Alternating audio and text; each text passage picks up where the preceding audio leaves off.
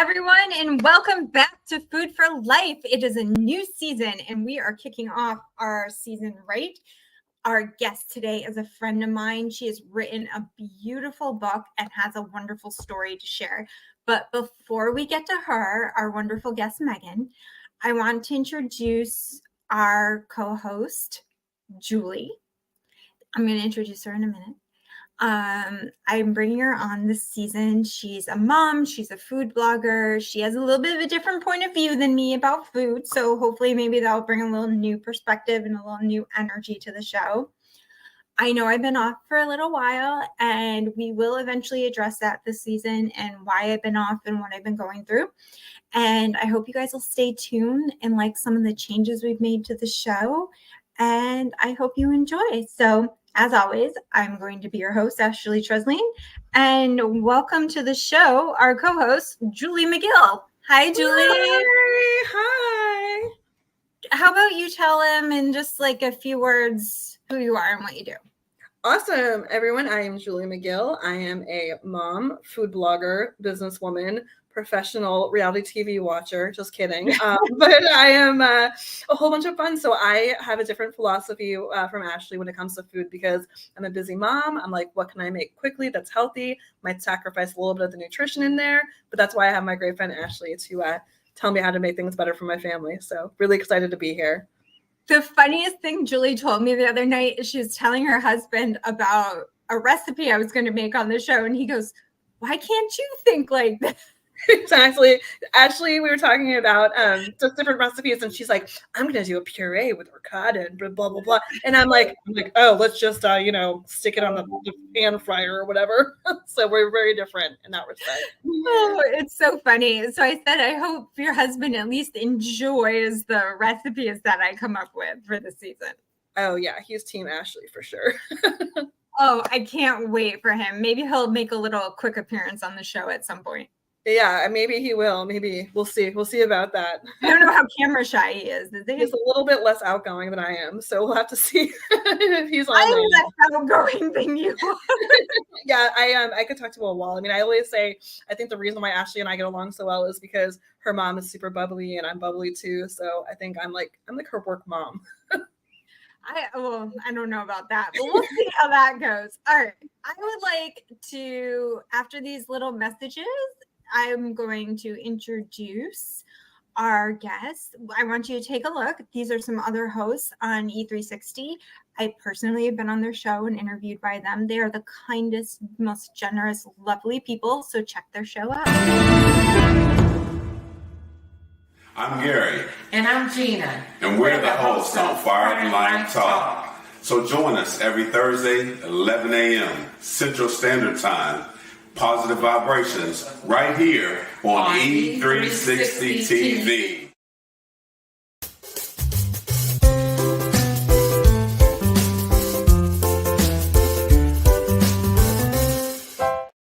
Hi, Megan. How are you? Hi. Good. How are you?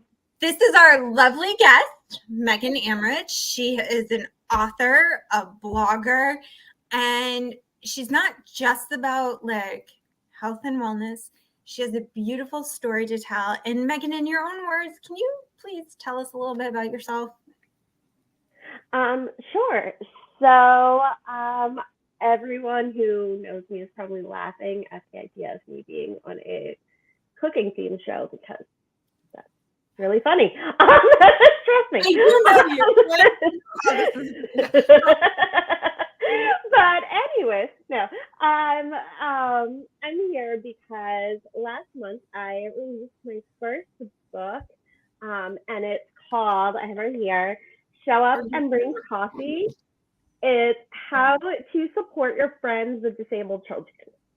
So this is a topic very close to my heart. Woohoo! I am a mom to a 6-year-old son named JB, and JB was born with a rare genetic syndrome. So he uses a wheelchair. He is non-speaking. He uses an AAC device, a tablet, to communicate. and he is completely tube fed, so he uses a feeding tube. And he's an amazing, very mischievous, very funny little boy, and raising him and being a parent, not exactly how I expected. When it's not how my husband or I expected parenting to be, as parenting I'm sure rarely is, regardless of the situation. We have been fortunate to have such an amazing group of friends and family supporting us over the years. And so many people always ask, what can I do to help? How can I help? And I wanted to write a guide with some tangible suggestions on how to help if you do have a friend or loved one or a community member who is raising a disabled child. Kind of some easy ideas, some more practical ones, some more emotional, kind of how to be there emotionally.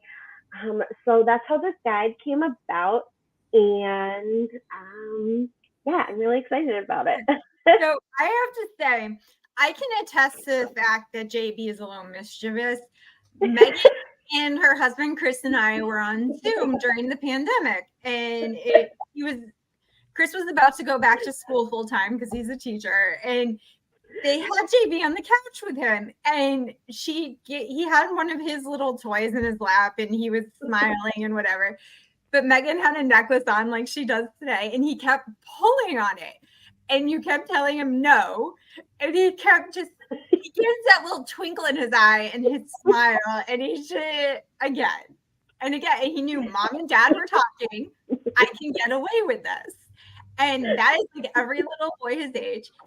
And you told me he loves to dig in the dirt in the garden with you, right? Which is He is. And he likes getting the dog involved in his mischief too. He and the dog combined. Oh, forget it. They're really good at one will distract and the other. Oh, yeah. The two of them. Quite the tag Your household team, must be chaos some days. It's entertaining for sure. So you are tag team between the dog and your son, huh? And the dog is 17 pounds. The child is a, first grader. And the two of them, I don't know how they do what they do, but gosh. Oh my gosh. Well, mom to mom, I would be very curious to hear your story about how you discovered that your son had some allergies and things were changed. I would love to hear about what that journey looked like. When he first got his diagnosis. Yeah, when he first got diagnosed. Yeah. So originally he did actually have cow's milk allergy. So that was kind of what they thought it was originally. So that is correct. And when he was having trouble drinking from a bottle or taking in food, he was using more calories than he was taking in. So we started seeing a team of doctors, as well as he wasn't meeting milestones for eye contact or sitting up, babbling, those types of things. So we're fortunate that here in Western Mass, we have an amazing medical team.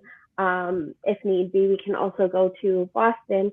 We have a great team of physicians, and they ran all the tests and rolled out everything. And we discovered he has this syndrome. It wasn't inherited. It just happened. A little piece of one part of his DNA is a little different, and it just results in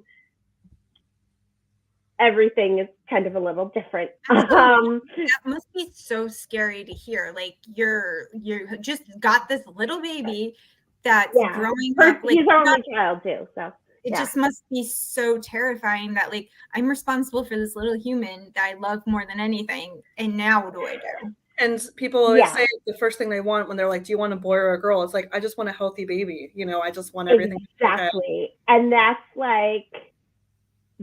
if advice, anytime you go to a baby shower or something, never be the person who says that. As someone who's been on the other side, that's one of the hardest things to hear people say now. Is, oh, I don't, oh, so-and-so, let's just hope they're healthy, or, oh, we don't want to suggest anything. Don't even say that. What if the baby wasn't, because I've been on the other side and it is super scary, but you get through it somehow and you figure out a way. And I think one of the hardest things is that people may not realize is, as your child gets older, the gap between, I'm trying to think how about this, the gap between your child and their peers becomes more and more evident. And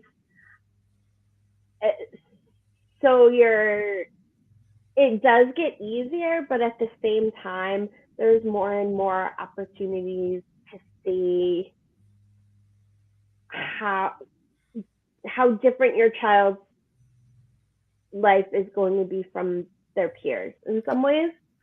But his milestones are just different than everyone else's, right? Like his milestones exactly. are just look a little different. Exactly. It's, he's sitting up on his own now, which is super exciting. Yes, that's like a huge milestone. It's for about a year now he's been sitting independently, and that is, it just gives him so much more independence, and he can sit and play with whatever toy he wants. That gives him a lot more.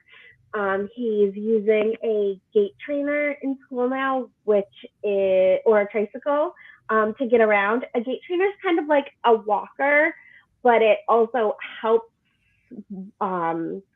move their legs. It gives a little more support for the legs. Oh wow! So for gym class at school, he does gym class in his gait trainer. Another example of how kids are kids, no matter what. They say we get notes home every day from each teacher saying what he liked, didn't like, what he did, and darn if that kid doesn't try getting out of gym class frequently, which I was the queen of growing up. Ashley, I don't know if I do believe you took advantage of this too in high school. Our high school had, if you took music, you didn't have to do gym class. I was the stupid one that didn't start music in high school until freshman year. That was the rule. That was the rule freshman year. Freshmen had to go to gym. So I still had to survive gym for a year in high school, which was miserable. I hated it. It was a big factor in me picking our high school. I'm not going to lie. The only class I ever failed in high school was gym because I never went. I think it was the only one. I think it was my second semester of my senior year, and I was like, I'm out of here. So I just stopped going. And it was the only fail. Yeah, but it worked. Kind of school we went to, if you failed anything, you were gone. There's no summer school. There's no anything. You just go to another school or you're just done. It worked out well, though, because sophomore year in choir, the boy I sat next to in choir is now my husband. So It worked out. You had your husband. It worked out. Now, I have to say, like, being diagnosed with something as an adult, or, young adult, I was 21, I was a young adult, was terrifying. I can't imagine now that JB's older, he's starting to realize that, like, not in a bad way necessarily, but that he's a little different than everyone else. And like when I had to come to terms that I'm a little different than everyone else, not necessarily in a bad way, does he start to have questions now and start to realize, like, is he upset about it, or is he just trying to figure it out? So we try to make sure that he sees other examples of wheelchairs are the most visible and most easily accessible, like symbol, I guess, or readily common example of disability.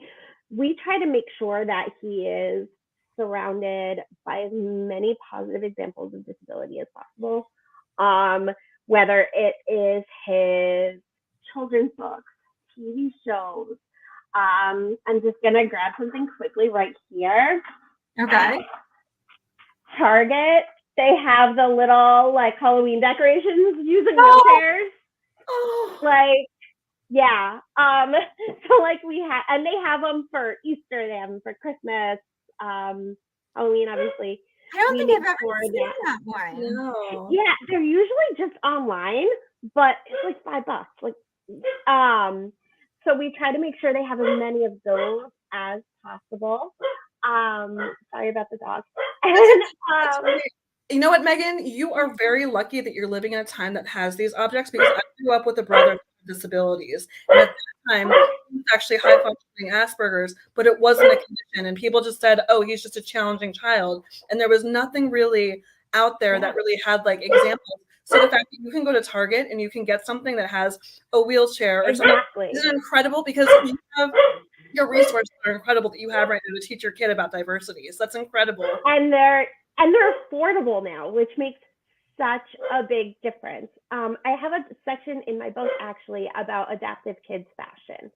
So Target, Kohl's, Amazon, they have lines of clothes now, JCPenney, for kids who have sensory issues or disabilities, and it's the same price as other clothes, so it's a lot. And so I kind of explain what the differences are and what makes something like an adaptive piece of clothing or not. But yeah, we're fortunate to have so many examples of other kids with disabilities out there.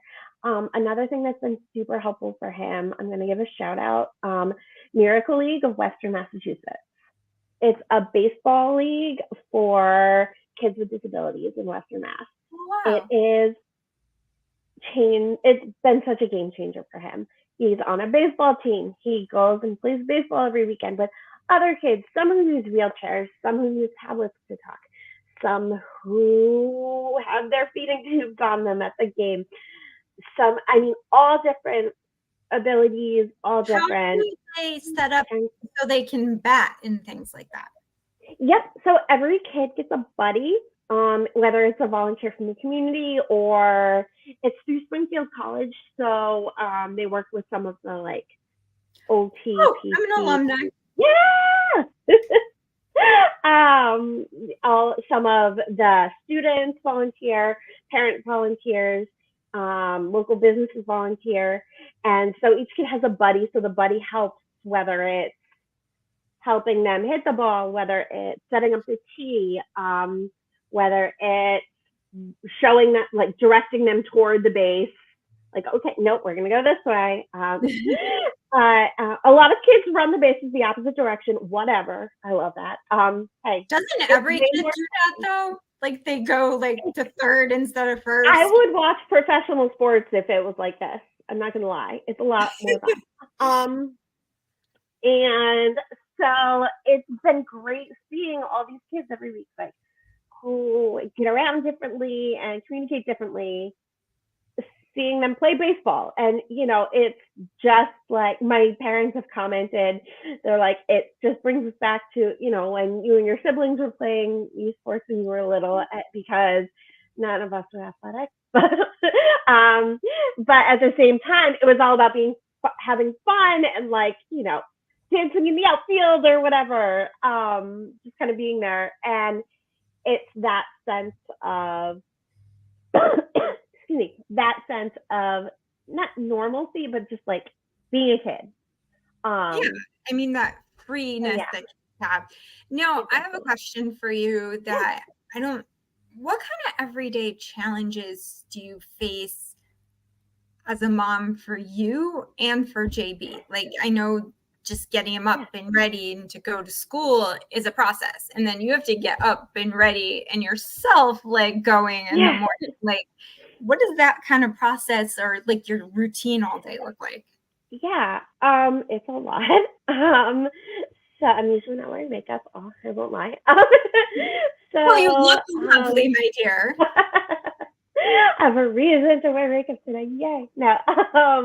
Winning. So when I get him up. He does have a special bed that keeps him safe at night. It's got like the guardrails like a toddler bed would. So I get him out of his bed. I get him dressed and give him his medicines and get him changed. Usually hold up 2 different outfits and say, "Okay, which one, buddy?" And he'll pick which one, and he always knows which outfit he wants. He is very determined on that. Like, excuse me, this one. Like, what is wrong with you for picking that other one? 9 times out of 10, it'll be Spider-Man related or Star Wars related because he's a 6-year-old boy. And then we get him in he doesn't use his wheelchair in the house right now. He's still small enough that we can carry him. But we get him into his wheelchair that's by the door, and then we get him in there. We get his backpack packed, his food and feeding pump for the day. And he has a regular backpack. It's got like neon frogs. It's really cute. But it's really cute in Target. But it straps onto it's made to strap onto a wheelchair. And we roll him down the ramp in our front to the bus, and a bus picks him up and brings him to school. And he goes to, the neighborhood school, and it's an amazing organization. It's great. And yeah, while he's there, I'm writing. I do freelance writing for the company I used to work for. And I work on my website, on book publishing things. And then when I also volunteer with our church. And then when he gets home, I get him off the bus and we read through, as and my husband's a teacher, so he's usually home by then too. We read through the report for the day from James to see what he did, what he learned, what he worked on, etc., because he can't really tell us yet. And so that's kind of getting him to and from school. He loves the bus. It's like you have to do to get you taken care of. Oh, sorry. Yeah. So writing is my main outlet for like getting the thoughts out of my head and onto the page. For self-care, I love reading. Reading is like, oh my God, I love reading. That's my favorite thing. As well as if I'm having like a super stressful week, or it's like this is more weekends, but like if it's this crazy week, we have a bajillion things going on. Like one of the easiest ways, or one of like the best ways for self-care for me is just like making a giant pot of spaghetti sauce. Like on the weekends, so for me, it's just like comforting, and it's like, okay, I've got this task, I'm throwing myself into it, and I'm a little bit Italian, so whatever. I find it super therapeutic. And like, even, I know I was showing you before, like in our kitchen, we have this print of like a can of tomatoes, because like it's reminding me, like, take a second, and yeah, I love it. So you ask her you had some questions about like being a mom and food and things. Yeah. So I'm so in awe of you and how much you have to balance on a daily basis. And I think one of the most challenging things as a parent is to put your child in someone else's care too. So what type of plan do you have at the school, and how do you, as a mom, kind of like let go? Because you're doing a great job, but it's like, how are other people going to do? So what did that conversation look like, and how do you keep everything on par? So I would love to hear more about that transition. Yeah, so it's tough, especially since he started preschool 2 months before COVID started. So so it's been a lot of adjusting over the years. It works out that we have a lot of providers in the school system who are have been consistent either since preschool or since kindergarten. There's an amazing because he also gets his various therapies at school. So physical therapy, occupational therapy, speech, vision, and there's probably more. I don't know. And then also the school nurse who helps him with his feeding tube throughout the day. He has a one-on-one aide who assists him throughout the day.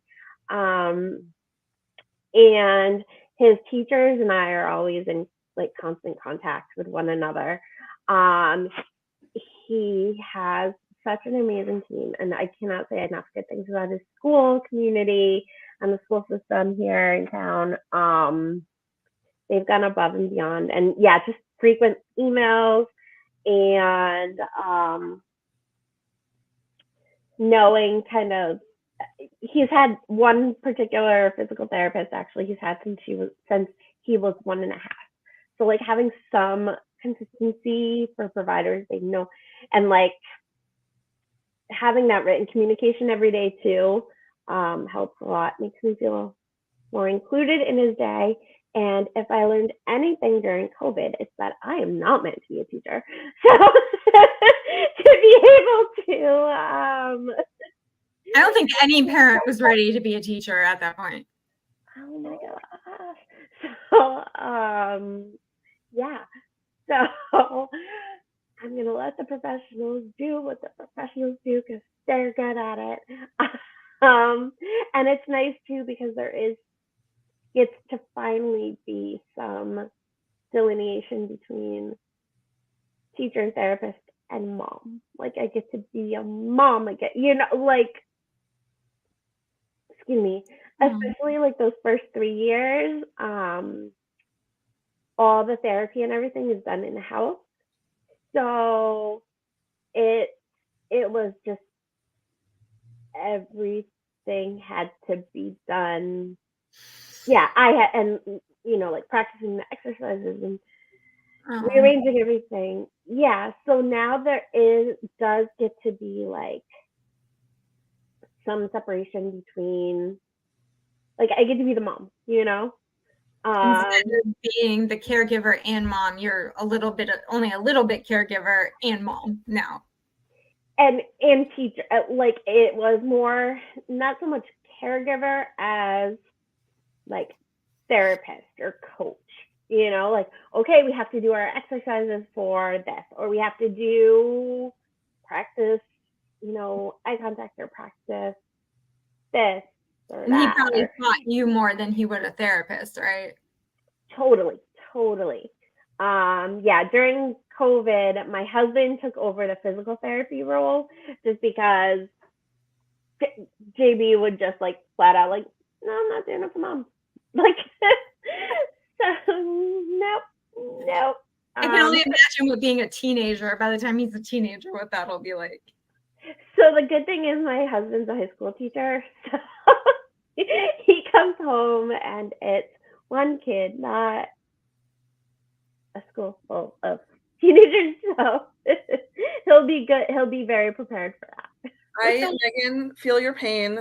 This morning I drove with my husband to drop my daughter off at school, and she was like chatty the whole way. And I was like, how come when I drive you to school, you're like, Mom, don't talk to me? And it's like a silent ride. So it's like mom and dad just get like different responsibilities. So I get it. Totally. Isn't that always the case? It is.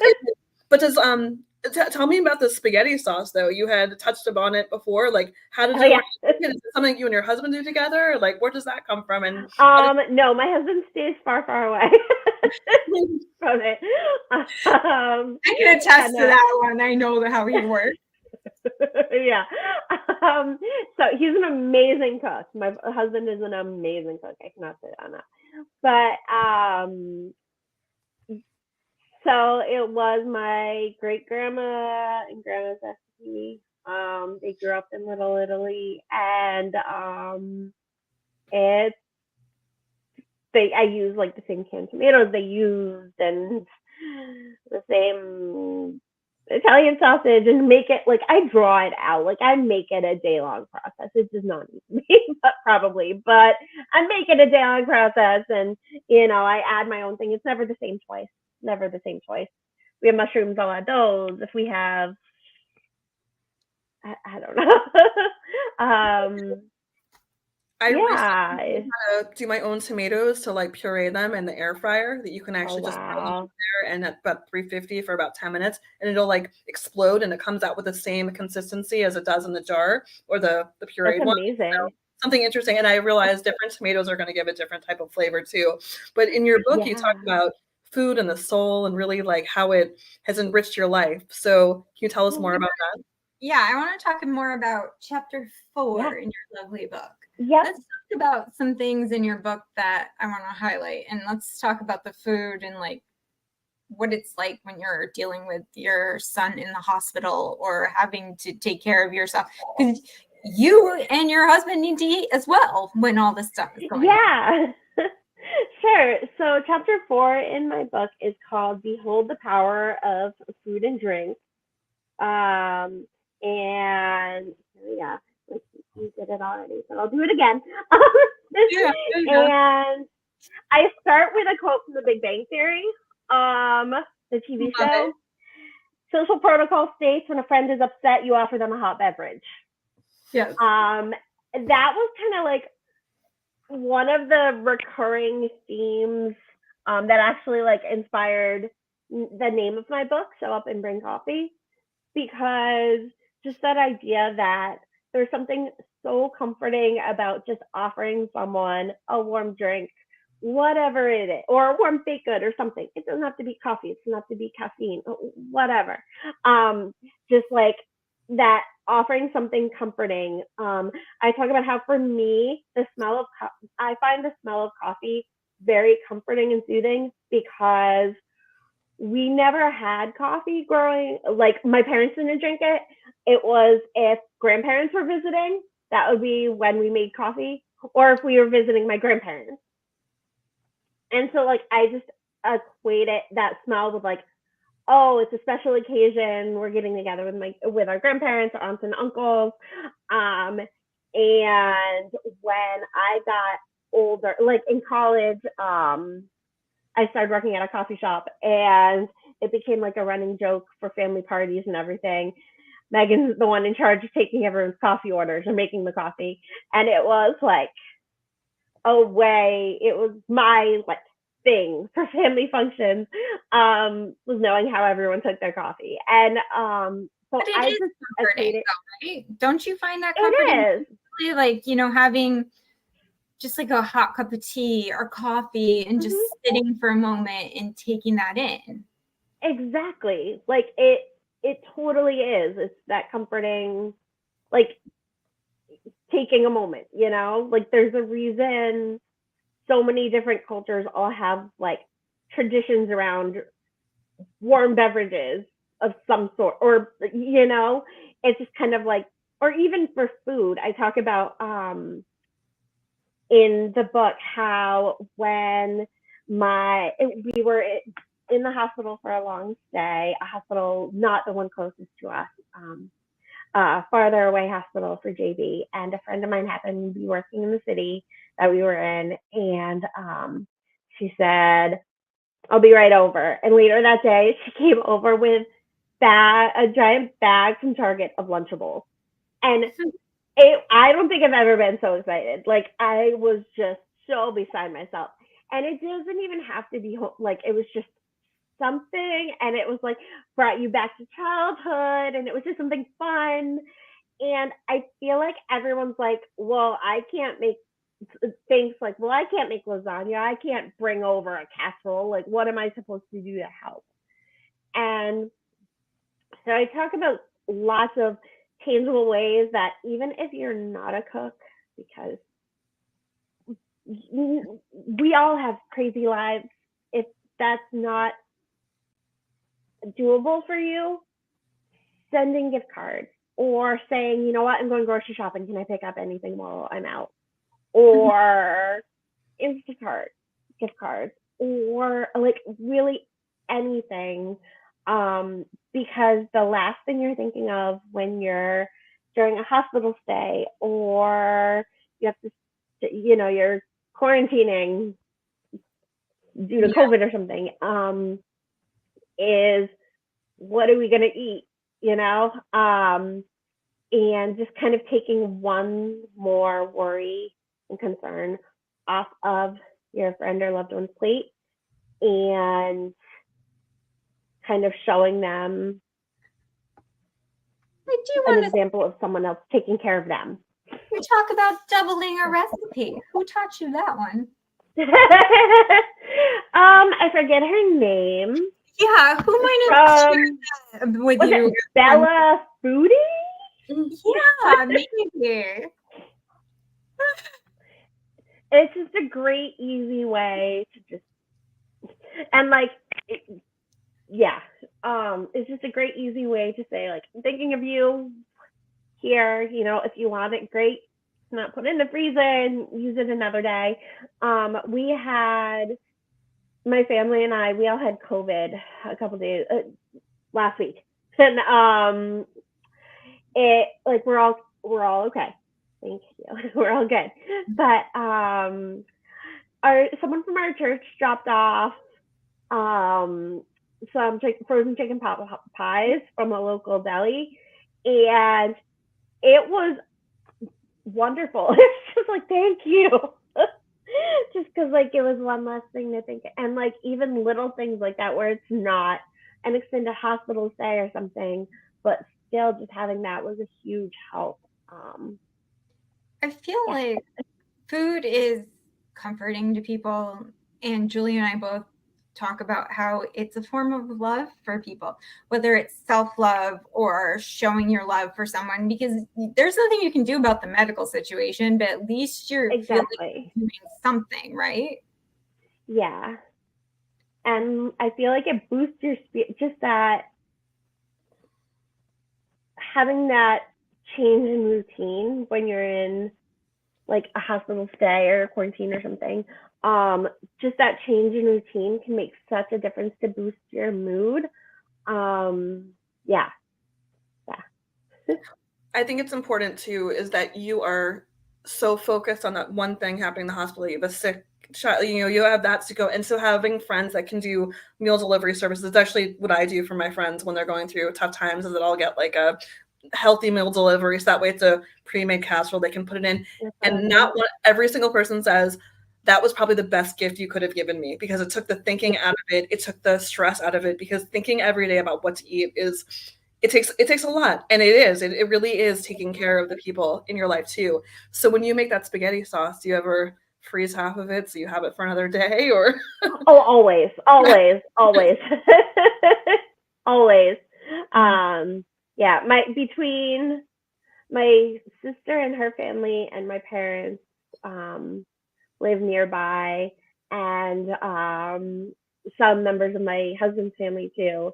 And so anything like that, it's usually, if someone's in the area, it's here, here, I'm thinking of spaghetti sauce for you. Or they'll do the same. Like, my parents brought some the other day. I brought some the other day, So it makes sense, especially since it's just two of us. It's just my husband and I to meal plan for. So there's always extras, I also was curious too, as you were talking about warm beverages, and you have a whole chapter devoted to coffee.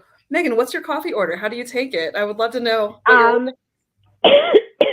So shout out to Java Stop and Agawam. Love them. You can find ads for my book there too. Not that I'm there too much, but big fan. They make a couple lattes with Nutella in them, and right, like, the only thing you can do to make coffee better is to add Nutella, which is like that's my guilty pleasure fruit. Like, that is my complete decadent, very special occasion, very limited amount. Like, oh my god, Nutella! Like, I will say to the Java stop, I've been there. I have a couple of friends in Agawam and we've met there. And they have a list of like lattes and cappuccinos like a mile long, and they're always seasonal. Like even at Christmas, like I've never seen so many like holiday flavors ever. Yeah, they have. It's crazy how many options they have. But so anything involving either maple or hazelnut, I'm all over. We have a lot of relatives with nut allergies, so I'm always conscious of not having any nut products. So you have to have it out. Exactly. So I have alternatives for yes, but always skim milk with coffee. Never cream. Always milk or skim milk. Yeah. My mom's the same way. She never did cream. Alternative. Well, What? I actually take my coffee with oat milk, and I read something yesterday that said that it is actually horrible, that it has as much sweeteners. So I was like, when I talked to Ashley today, I'm going to make sure that, so now I'm going to switch out, I think, my oat milk for almond milk. I think that's probably a better dairy. Coconut milk. Coconut milk. Okay. No coconut, then almond. But otherwise, almond actually uses a lot more water to be produced. So they try, but coconut milk is more sustainable. But I will not drink my coconut milk coffee around Megan, since you guys are nut free as well. So it's good to know that in there. So tell us more too about your philosophies on if you've got to really like weed out and have more, like what is your go-to every week? Like, what do you do to make sure that you're nourished, like with your foods? Like, do you have any foods that you really like to eat a lot? Like, I'd love to hear more about what a typical week looks like for you. Yeah, we can't have you like dropping like flies, you and Chris, because you didn't eat enough or aren't being healthy. So one of our go-tos, especially the past few years, is making different kinds of bowls for dinner. Those have been such an easy, because first of all, it makes you feel fancy. It's like, oh, I planned this ahead.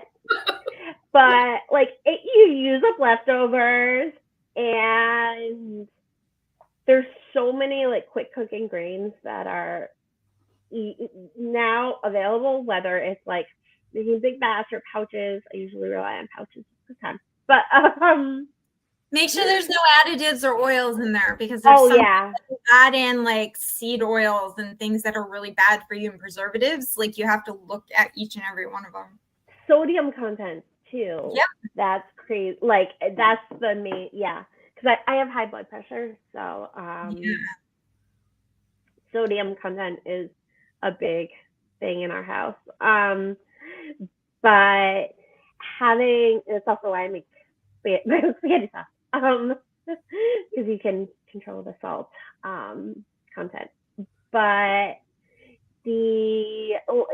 making bowls is different. If we have leftover meat, or if we have, there's a deli around the corner from us that has amazing like shrimp skewers or turkey meatballs.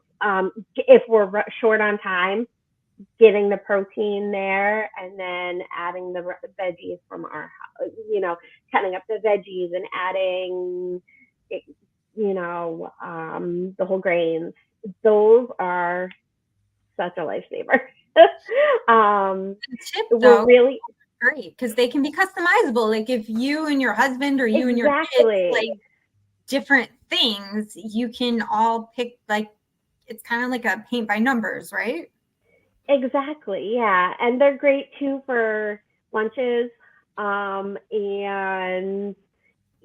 packing up lunches, or if I'm eating here or on the go, just having those options. And it's a great way to use leftovers and whatever's on sale. So those are our go-tos. I'd say those are probably our biggest one. We really like doing Greek bowls. So we, making our own tzatziki and then adding cucumber and chicken, or, so that's a big favorite one. Or Asian noodle bowls or rice bowls. Yeah, brown rice bowls.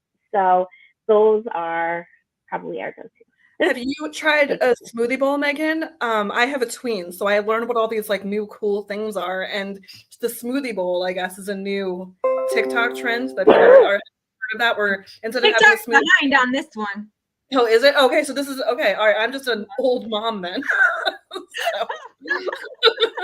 I didn't mean to make you feel old. No, I'm saying it's an older trend that just kind of coming back around. Yeah. My husband is all about smoothies now since we started working with Ashley. He makes one for breakfast every morning. He is all about making himself a smoothie every morning. I love it. I love it. At least I made some impression on you guys because they did work with me as clients. So I'm very happy. We did, yes. Yes. And Ashley was super helpful to me. For me, I have tried everything for breakfast and I need a bowl of cereal. I know, cold cereal. I know. But Ashley was amazing at working with me to figure out what the best options were, how to bulk it up with protein or more fruits or, so it was great having that resource too. And now I know what to look for and it's great. I mean, we went over reading labels. God, I don't even eat breakfast, so I'm even worse. So Ashley would We're gonna have a lecture on that soon. Ladies, Megan, it's been so good having you. Any final thoughts that we need to know about your book? Tell everybody where they can get it, how many copies they can buy, and why they need to buy it. Tell them it's a Christmas present. Yes, definitely. If you are a parent of a disabled child, it gives you tips on what to ask for from friends and family. You can get it in paperback or hardcover. It's on Amazon, or if you go to the website that's listed, either any of the websites or social media handles here, you can get ordering info. It is also on Amazon. You can also order it through your local bookstore. And it's a short, easy, approachable read because you're helping others. I want to help you to make that as easy as possible. Again, it's called Show Up and Bring Coffee. And my website is joyfulbraveawesome.com. JBA are my son's initials, so it's named for him. And it's kind of the outlook we have for our day-to-day. Thank you so much for joining us. It is a beautiful... Thank you for having me, Ashley. And we will talk soon. I am going to be in the kitchen, and we will be right back after these messages.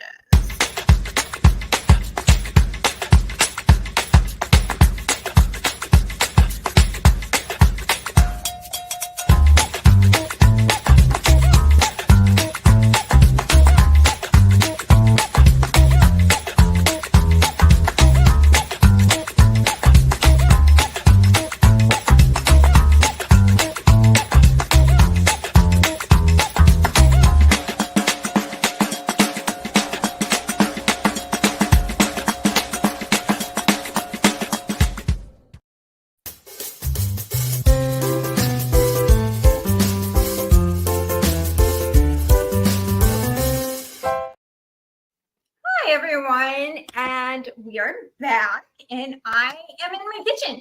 So we were attempting to make October pumpkin month, but I opened the pumpkin can this morning and it didn't quite smell right, and I didn't have time to replace it. So I figured it is best that we go with the healthier option.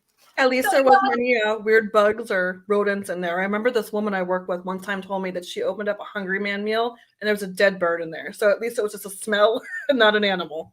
I just think maybe with the heat and the ups and downs, it just got bad storage somewhere. So I'm going with the beautiful leafy greens of kale, people, which is also a lovely thing to have this time of year. It's great, it's abundant at the farms. Kale is great for our iron. Now, I'm going to show you how to peel the kale because everyone, this hard rib thing, not so good to eat. Too fibrous, too icky. So you make a cat's paw. That's what they call this thing here. Can you all see that? And you just go down, pull, magic. Ashley, what are some other uses for the stems of kale? What could you do with them? Could you throw it in a smoothie or just throw it out? Can animals eat them? No, it's not really edible. I would say that you can use it for compost. If you're a composter, I would use it for compost. It makes really great soil. They're just too fibrous to eat. They're just not something that you can actually digest really well, and that's not something we want to do. The leafy greens are good for us. Kale actually helps with our digestion, has fiber. Fiber is something that's going to keep us fuller longer. And I'm going to make a dressing here. I'm also got some pasta that I've started in the back here. Had water boiling this whole time, so my lid's a little, ooh, look at the steam. So I'm using one of my favorite brands. This is Jovial pasta. I'm actually grain-free right now. So like those bowls Megan was talking about, all kinds of different grains. I only eat a few. So mine are usually grain-free. I use this cassava pasta, which is literally my favorite thing in the whole world. So you're having a cassava pasta. So would you do like a legume pasta or chickpea? Well, yes, you could use chickpea. You could use red lentil. There's green pea pasta. There's a mix of like quinoa, lentil, and you can find so many alternative pastas that have more protein in them now at your local supermarket. Just go in the healthier section and look up and down the aisles. You'll find ones made of vegetables and things. Now, I chopped this up pretty fine. And the best part about all this is that it literally, you can put this in the last few minutes in the water and it gets nice and bright green and cooks up and still has a crunch. That's the best part about kale. Like when you add it to a soup or a sauce or a stew, it still stays green and leafy, which I love, and it has the crunch and hardiness of it. So when you throw it into the pasta and it gets kind of blanched because it gets the hot water on it, do you then run cold water over it after you put it in the No, you never wash pasta. Okay. Or No, I was thinking the green to blanch. Okay. No, you just drain it with the pasta. So I have apple cider vinegar here, which is great for our digestion, great for our microbiome and all the other little gut bacteria in there. I also have avocado oil. This one's just a Thrive Market brand, which I get stuff from there. I love them. All right, do that. Now, the best vinaigrettes are 2 parts fat to 1 part acid. So whatever vinegar or like lemon juice, anything you're going to use that's what you want. I also have a little bit of tahini here to make it creamy. Ooh. Makes it gets this lovely, creamy, sort of nutty flavor. So if For you have a those- nut allergy, some people have a sesame allergy. I have about a tablespoon that I'm mixing in here. For those of us that are not familiar with tahini, can you tell more about what tahini is and when you would use it? Tahini is a sesame paste. It's actually what is in hummus. And that's something that I use quite a bit. But I use tahini more in dressings than I do hummus because I'm not a big hummus fan, believe it or not. I know. Everyone's like, you don't like hummus? And I'm like, nope, don't really like chickpeas, believe it or not. So I make hummus a few different ways. So I have right here Celtic sea salt, which the reason I'm showing these brands is because there's some really different kinds of things. This is a mineral sea salt. Now, we lose trace minerals in our body every day. So, you think like those liquid IV type drink things, that powders you mix in to help be hydrated. Well, these are the kind of minerals and sea salts that we are losing every day. And our body doesn't really make those. So this helps our electrolytes and things. So we add this in. But go easy because it's actually kind of salty. So I put in just a little bit. All right. And we just mix it up. And it has a nice vinaigrette taste. And once you get it all mixed up, you'll see it emulsify. And you can see it when everything looks nice and smooth. I haven't quite mixed it all the way, but you can see right in. That is a beautiful bowl too, Ashley. Thank you. Amazon Prime Days. So we're going to do that. And since I won't have time to show you the full pasta, because we're got to go, Julie, can you say goodbye for us? And Yeah. Recording? Yep, definitely. All right, everyone. I will see you next time. It was great. It was such a fun time together, and we'll see you guys next time. Thanks for joining Food for Life today.